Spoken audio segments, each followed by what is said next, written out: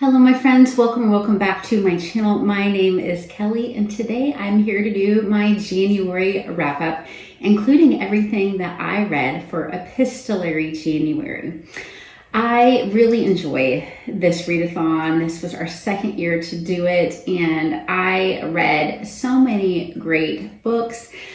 This is the second half of my month reads. I wrapped up the first half of my month in another video, which I will leave in the description. But the second half of the month led to me reading The Moonstone by Wilkie Collins, and this was pretty much the majority of what my time reading went to. So this is a classic mystery.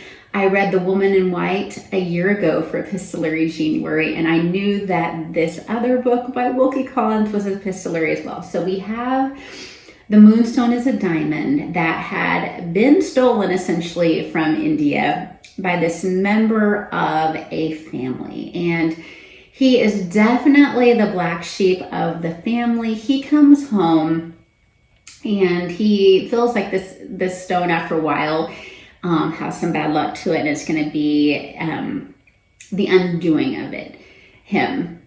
Essentially, he's afraid that the stone is going to kill him, and he gets snubbed by his sister one day when he goes to try to visit his sister, who is a lady and actually a very nice woman. It just doesn't put up with his baloney. Goes to visit her, and he decides when she rejects him, and it happens to be this sister's daughter's birthday, the day that he goes, that he is going to leave the stone to her daughter because he wants to watch her suffer. So really mature guy, right? And so he ends up dying, and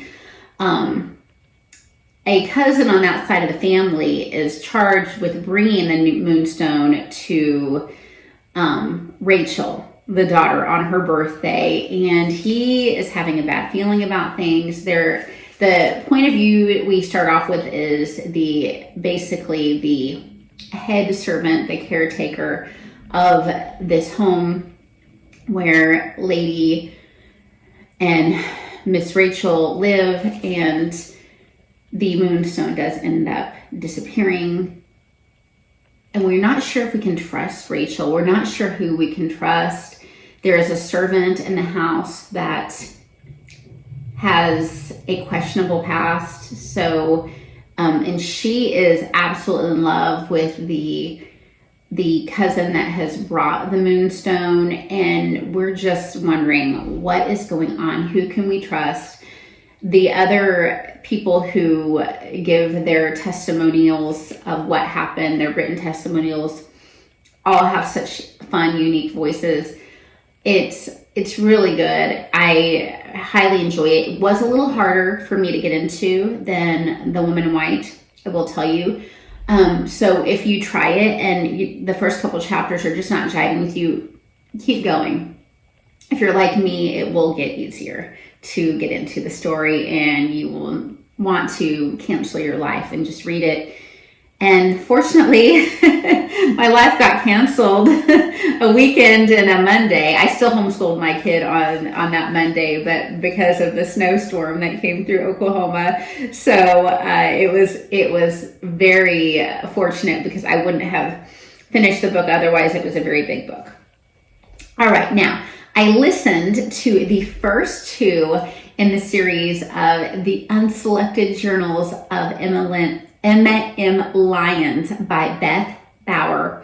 And these were just absolutely delightful. I would say if you're going through like a stressful period of your life and you just need something that you're not going to have to worry about it being overwrought and highly emotional, just turn these on. You have Emma, who is she's about to be of age and she's about to inherit the home her father left for her, but he left a stepbrother of his that he had high hopes would be a good guy. And it's not technically his was his cousin, but was raised with him. It wasn't his stepbrother because it is her cousin Archibald.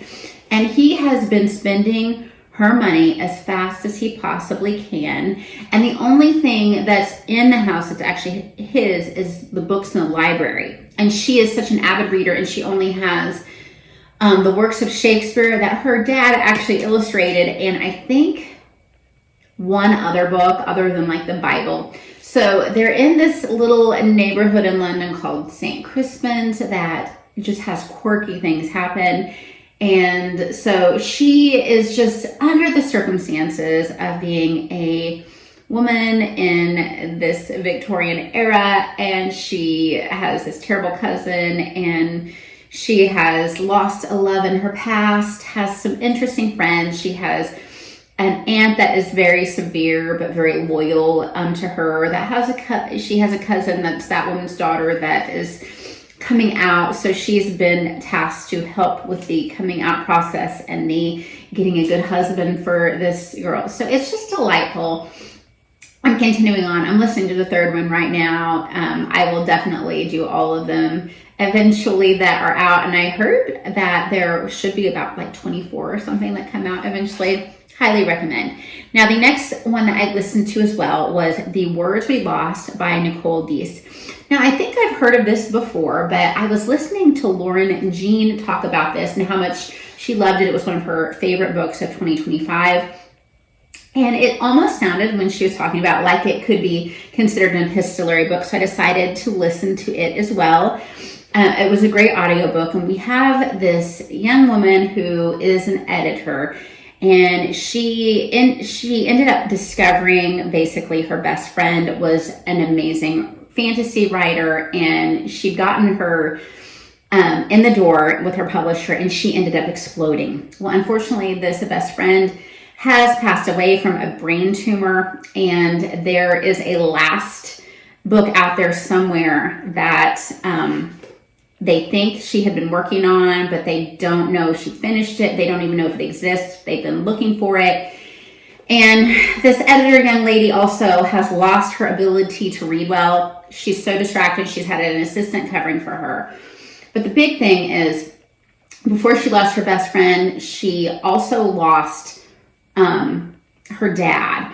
And she blames, she was a trio in best friend group with this girl and this girl's cousin, who ended up being her like high school boyfriend, and they were totally in love. They thought they would be together forever, but she ends up, and we find out more about why, kind of blaming him for her dad's death. So a lawyer tells them that there is a letter that they found from this dead best friend, and so they go and they read the letter, and there also were like an autobiography type journal story that she has written for them, and she has asked them to read it together. So I really enjoyed it.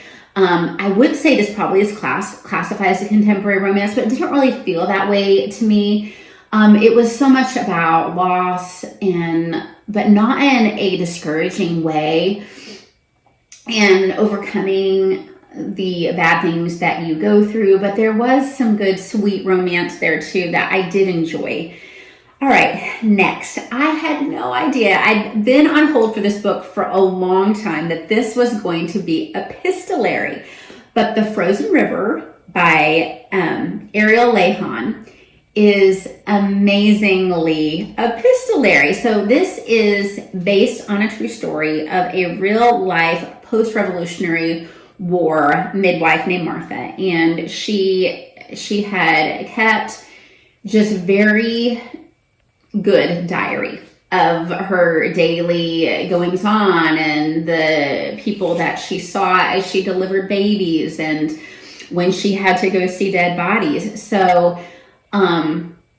we begin the story with a body in the frozen river, and it is someone who has been accused of doing the R word you cannot say on YouTube without getting your video in trouble.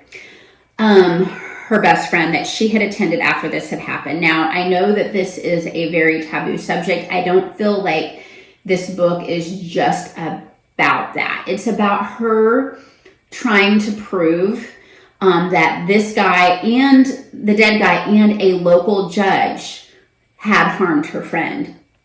So in a way, it's kind of a mystery story.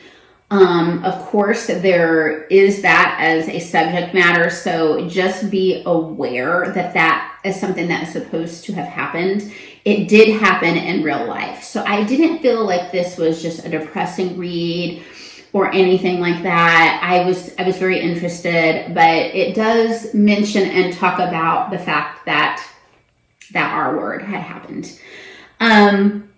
Okay, now this book, I would say, ends up being depressing. This next one is for my book club in February, and it is Burial Rites by Hannah Kent. Happily, it ended up being pretty epistolary in parts too. There are a lot of transcripts from, this is based also on a true story, of Agnes, who is the last lady and actually person, I think, ever to get the death penalty on Iceland. So, Agnes was accused of murder along with 2 other people, and it's unclear how much really Agnes had to do with this. And so we have Agnes telling her story to a priest, and then she's been basically put, instead of being in the jail, she's been put on a farm with this family, and they're not happy about it at first, but in the story anyway, that's based on actual events, they come to love and care for Agnes, especially the mom/wife in the story. So a lot of it feels like, and I didn't mind this part, even though I'm not usually much of a stream of consciousness type person. It feels like kind of stream of consciousness, Agnes talking about her life and the events that led up. But then it does go into pretty grisly detail and what happened when this was a person that she worked for, and it's this the interpretation of the author's events. And I thought it was depressing because we know that Agnes is going to die, and the way that it was presented felt so dark and so heavy to me. I would not say it's a bad book, but it is pretty grisly, and I would not have chosen to read this apart from my book club. I really love the first part of it, like her talking and just, you know, the way that she was sharing her life was very interesting, but it did get a little too much for me. So I wouldn't say I would necessarily recommend this book, but it was definitely kind of fulfilled epistolary prompts, because there were definitely a lot of notes and letters of people talking about what was going to happen with Agnes and when they were going to die. And I don't know if these were original, but if they weren't, they sure sounded like conversations that could have actually been had. And then the last one, this is not epistolary, but something I finished in January, is Fahrenheit 451 by Ray Bradbury. And this was, I always have in the evening, and it usually takes a while to get through them. This is actually a very short book. I read going with each of my children, and it's just very short because there's 3 of them to read to individually. And this is as dystopian as you come. We live in a world here where the books have been banned. It is illegal to own a book. And we have, now this is this is a library copy where it has the movie on it, but library book sale copy. I do own this tattered thing.